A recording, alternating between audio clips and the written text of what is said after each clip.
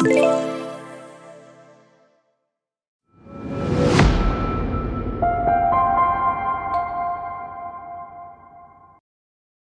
simpulkan bahwa peradaban itu mihwarnya atau intinya ada pada ilmu, budaya, seni, politik.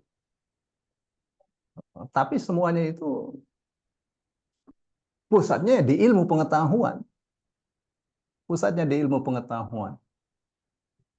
Jadi apa itu sebenarnya itu hubungannya dengan puasa? Puasa itu ada peran apa itu untuk membangun peradaban? Kalau kita lihat dari sisi sejarah, itu Rasul Shallallahu Alaihi Wasallam bertahannuts, atau dalam riwayat yang lain bertahanuf. Tahanuf itu beribadah sesuai dengan ajaran Nabi Ibrahim, ajaran Hanif di Gua Hiro. Itu di bulan Ramadan itu. Dan dalam keadaan puasa Rasul Shallallahu Alaihi Wasallam. Maka Safiur Rahman Al-Mubarakfuri memprediksi bahwa turunnya Al-Quran pertama kali di Gua Hiro surah Al-Alaq ayat 1 sampai 5 itu di bulan Ramadan, ya, tanggal 21. Kenapa? Karena saat Rasul Shallallahu Alaihi Wasallam berumur 40 tahun, bulan Ramadan saat itu hari Seninnya, karena Rasul mengatakan, saya puasa hari Senin karena pertama itu adalah hari kelahiran saya. Yang kedua, hari Senin itu adalah yang pertama kali diturunkan Al-Quran kepada saya. Nah, saat itu hari Senin tanggal 7, 14, 21, dan 28. Maka yang dipilih diperkirakan tanggal 21. Tapi intinya adalah di bulan Ramadan. Nah, diturunkannya surah Al-Alaq yang intinya itu adalah ilmu. Dari awal tuh ilmu. Itu berkenaan dengan kebodohan. Ya, artinya kenapa itu diturunkan surah Al-Alaq? Karena untuk menyelesaikan masalah kebodohan. Karena Al-Quran diturunkan untuk menyelesaikan permasalahan yang dihadapi oleh manusia. Ya, turunlah tuh surah Al-Alaq. Jadi apa intinya itu surah Al-Alaq? Intinya ilmu. Ya, kalau kita lihat Iqra bismi rabbikal ladzi khalaq. Bacalah dengan nama Tuhanmu yang telah menciptakan. Tuh, jadi ilmu, akidah, ibadah, tuh. Terus khalaqal insana min 'alaq. Ya, itu urusan apa itu? Kalau sudah Allah katakan khalaqal insana min 'alaq, Allah telah menciptakan manusia dari alaq, itu urusan akhlak tuh. Urusan akhlak. Karena alaq itu artinya apa? Artinya sesuatu yang bergantung. Ya. Sesuatu yang nempel seperti lintah. Ibu kalau buka cari apa artinya alaq, itu salah satunya adalah lintah. Ya, yang menyedot darah. Ya.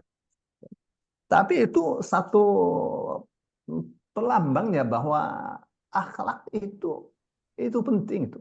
Akhlak dan relasi itu. Hubungan kerahiman.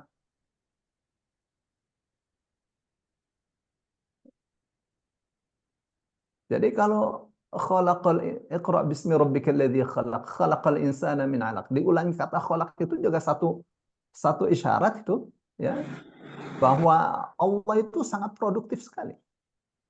Allah menciptakan manusia dari 'alaq. Menciptakan. Di samping kalau menurut sastra itu adalah satu penegasan, ya, bahwa Allah itu Sang Maha Pencipta. Dan sifatnya semuanya baik, semuanya indah, dan penting untuk kita mengikuti sifatnya. Apa itu sifatnya? Ya, produktif Allah itu. Terus Iqra wa rabbukal akram, itu Iqra. Ya, saya mencoba bicaranya singkat-singkat, ya. Iqra. Artinya membaca sekali itu tidak cukup. Itu Itu urusan riset. Jadi penelitian itu tidak boleh berhenti. Ya, kalau berhenti penelitian tidak dapat melahirkan produk unggulan. Jadi penelitian harus terus-menerus. Orang punya produk, penelitian berhenti, ya akan ditinggal. Terus Allah mengatakan, Iqra wa rabbukal akram. Dan Tuhanmu itu maha mulia. Jadi memang dilakukan riset, ya untuk apa itu? Untuk membangun kemuliaan. Tapi intinya memang harus fokus itu. Fokus membangun kemuliaan. Nah, yang nanti akan diterangkan di beberapa ayat, di beberapa surat setelah surah ini ya. Yang antara lain fokus membangun kemuliaan itu dengan apa? Dengan melakukan amar ma'ruf nahi mungkar. Ya, dengan apa? Dengan membentuk mental yang kuat. Citra yang bersih jauh dari dosa. Nanti yang kita akan terangkan bagaimana ini puasa bicara seperti ini. Terus Allah mengatakan alladzi 'allama bil qalam, yang mengajarkan dengan pena. Artinya apa itu? Itu urusan pengajaran, itu urusan regenerasi ilmiah. Bagaimana strategi pelatihan bersama itu harus dilakukan. Informasi itu tidak boleh mandek, harus informasi itu disebar supaya itu turut membangun kemajuan. Ya, berbagi informasi yang baik. Oh, kan di ayat Quran itu banyak sekali ya. Bagaimana Allah mengatakan, "Fadzakir in nafa'ati dzikra." Jadi um, saya tentang ini ya, tentang bagaimana itu regenerasi ilmiah itu harus dibangun. Bagaimana satu pelatihan bersama itu harus dibangun ya untuk memperoleh kesamaan visi misi, kesamaan pandangan harus ada itu. Yang jelas itu Allah, ketika Allah mengatakan alladzi 'allama bil qalam, itu satu proses ya, proses pengajaran yang Allah ajarkan kepada manusia agar itu terus diwarisi, terus itu dilakukan, karena tanpa itu manusia akan tetap menjadi bodoh. Nah, lafaz 'allama bil qalam, dengan pena, yang mengajarkan dengan pena, itu isyarat apa itu? Media itu. Media dan alat produksi. Ya, bagaimana itu publikasi harus digemakan. Ya, bagaimana penghematan ongkos produksi itu harus dilakukan dengan baik. Ya, dalam hal seperti itu ya. Bapak Ibu yang dimuliakan Allah, singkatnya itu ya kalau kita lihat ya, kan ada yang macam macam satu teori namanya sistematika wahyu. Sistematika wahyu itu membahas atau ya, membahas 5 surah pertama yang diturunkan kepada Rasulullah Shallallahu Alaihi Wasallam sebagai kawah candra di muka para sahabat untuk membangun manusia yang beradab. Tapi dimulai dari ilmu, semua dimulai dari ilmu. Ya. Saya mau melenceng sebentar ya.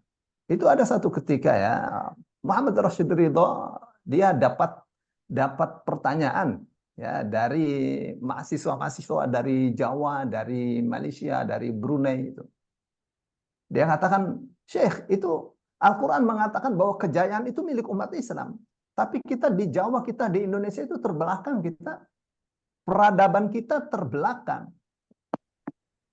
Apa sih sebenarnya itu yang dimaksud dengan peradaban? Ya, peradaban dari adab itu, adab. Peradaban tuh ya adab,